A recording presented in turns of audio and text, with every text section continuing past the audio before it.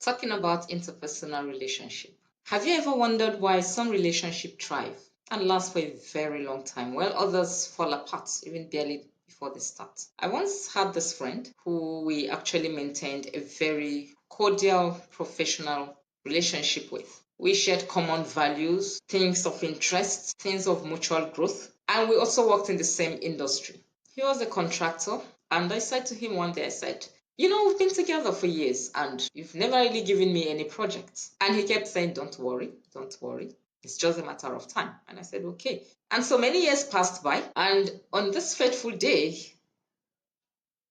beckoned onto me and said, come and give me a quote for this. I said, oh, wow. Finally, the time has come for me to get something good from this, my friend. And so I did the quotation and I submitted to him. And he went through it, I'm sure. And then came back and said, all right, so can you just separate the quotation, put them in this category, and like that, and like this? And I said, okay, fine, why not? And I did what he wanted. Now, when I did that quotation, the values were still the same, figures were the same, everything, only that the categorization was different. And so after I submitted to him, he later came back and said, oh, wow, this is quite high.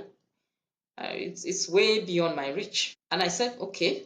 But then nothing has changed really in this quotation. That was what I said to him. I said, it's still the same quotation, only that the format changed. The figures are still the same. And you saw this even in the first one I submitted to you. You never said to me that it was way beyond your reach. And now you had made me gone through extra work only for me to submit. Now you're telling me this is way beyond your reach. And he said, what do I mean by that?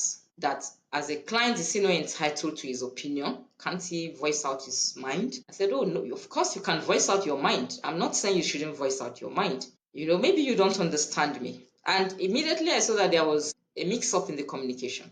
I said, no, I am not saying that you shouldn't voice out your mind. We went back and forth, and days passed, and I noticed he wasn't saying anything about that quotation. And I knew that he had gotten to a point in that project where I needed to step in and come and do what he wanted us to do. And I reached out to him and said, I submitted this quotation and I have not heard from you. And there was no word. So obviously he was probably angry because I said he made me work extra in the quotation, only for him to come back to me and tell me it was way beyond his reach. And then I had to reach out to him and we resolved the issue amicably. But the point I'm trying to make here is there was a breach somewhere and I lost out on that job. Okay. So this is interpersonal relationship at work here. What is interpersonal relationship? Interpersonal relationship is that strong bond or affiliation or ties. It could be emotional, it could be casual that you have with someone, it could be a colleague, it could be a business partner, it could also be a family member or with family ties, and an interpersonal relationship as well. It could be a place where you express both casual, mutual, emotional benefits and values that will strengthen that which you have got between both of you. Okay, so talking about interpersonal relationship, really, even though interpersonal relationship is interpersonal relationship, it has no types to say, but however, there are some key factors to consider in interpersonal relationship. And what are these factors? You've got to consider trust. You have also got to consider respect. You have got to consider mutual understanding. You have also got to consider values that you share together with that person. Support also is something you consider in interpersonal relationship. Now, in building a personal relationship with someone, before you step a mile further into building that relationship, you also need to know or to define rather what kind of interpersonal relationship do I want to build with this person. Factors that determine that really are you colleagues? Are you just casual friends? Are you business allies? Are you business partners? Is there family ties between you? Are you couples? Okay. So these are some of the things you really need to consider before you can decide on what kind of relationship do I want to build and maintain with this person. Of course, factors that determine what kind of interpersonal relationship that you build between both of you or you and these other people. So before you determine what kind of relationship you want to build with this person, you must first of all draw a line and identify what are the ties and the values that exist between you and this person. And the reason it's like this is because a whole lot of times you may come across people in your life journey that you know for sure, certainly you do not want to interact or interrelate with this person. You're meeting for the very first time, and after a short conversation with this person, you know that I don't want to continue in any form of friendship or relationship with this person. Now, in situations like that, you do not need to go further. But there are also people we come across in our lifetime that we want to keep. We want to nurture those relationships. We also want to ensure that those relationships thrive over years. You nurture relationship. You do. You feed relationships. Relationships are like a farm. You plant, you nurture, you wait for it to mature, and then of course as it matures you begin to see the dividends of all the labor that you've put in over time. Good, healthy relationships that thrive are relationships that take time over the years to grow and to mature. So once you've identified the kind of relationship you want to have or to keep with such a personality or with that group, then you can now begin to streamline. Interpersonal relationship is a two-way thing. But here is the thing about interpersonal relationship. You do not consider what the other person has got to put on the table as much as you consider what have I got to put on the table. We don't want to surround ourselves with people that will not add value to us. And this is because there's a common saying that says, you are the exact expression, mirror, and image of the 5 people that you surround yourself with all the time. So if you know this for a fact, you will want to ensure that the kind of people that come into your space are people that you share common values, belief systems, maybe culture, maybe life experiences, maybe professional experiences or professional ties. So that as time goes on, just like the saying says, iron sharpeneth iron, both of you can relate well. When you're discussing on issues, you can actually find a common ground. Interpersonal relationship, irrespective of what kind of level or what level you want to take it to, there are common key values that you need to identify or you must respect. Every human being deserves mutual respect, irrespective of where that person is, the category of the person. Even children, your children in the house, they deserve their own respect. So in building interpersonal relationship, mutual respect is very, very key. You do not want to lose the respect of the other person.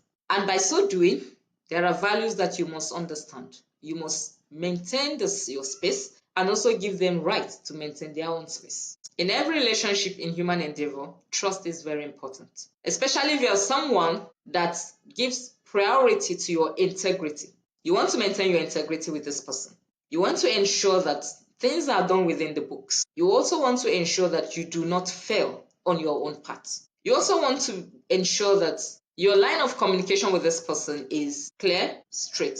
Talking about communication, it is one very important thing in interpersonal relationship because communication, of course, as we know, there is verbal and there is non-verbal.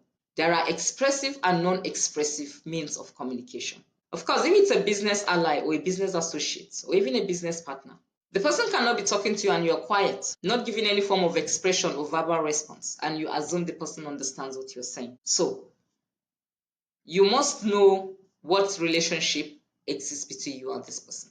If you are couples, for instance, couples are these individuals that are one by law, by common law, and you share common space. You share values, you share ideas, you share opinions. You are one as couples. You share emotional values, emotional ties, sexual relationships too.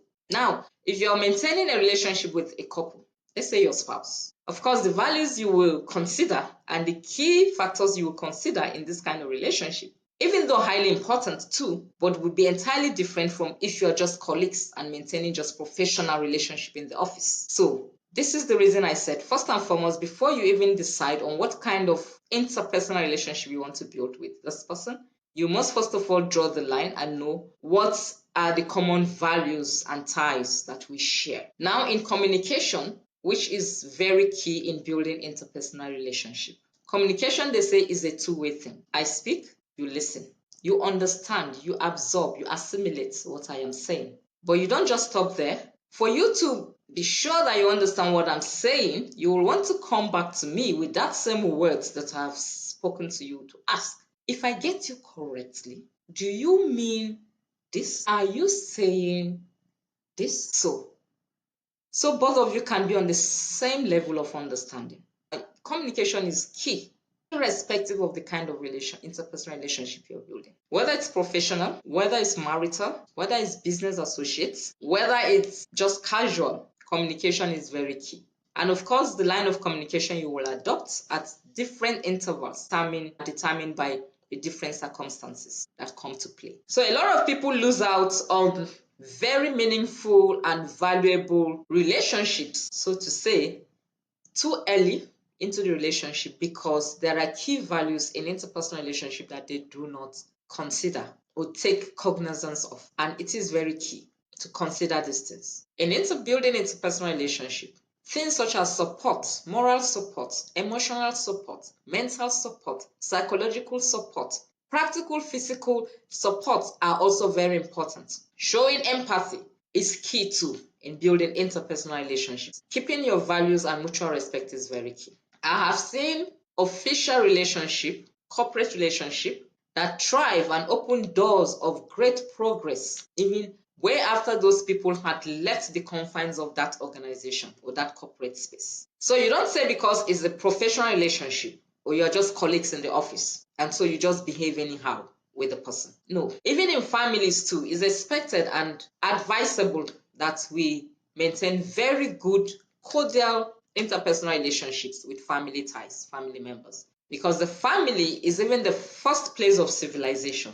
Trust me, you don't want to lose out on the relationship that you're supposed to share, even as family members. Even in a family between couples, these two individuals had a life before coming together as a couple. And so you want to study the other person, their values, their cultural background, heritage, upbringing, their cultural journey through life. You want to study what they hold as dear to them, what their priority in life is, what their values, their goals, what their anticipated achievements in life is. And once you've done that, then you respect this space of that person. There will be mutual respect once two parties can understand this aspect. So even in a space where individuals are spouses, there is interpersonal relationship that must be nurtured and that must grow and that must also be respected. And once you can do this, let the other person know and understand that, you know what?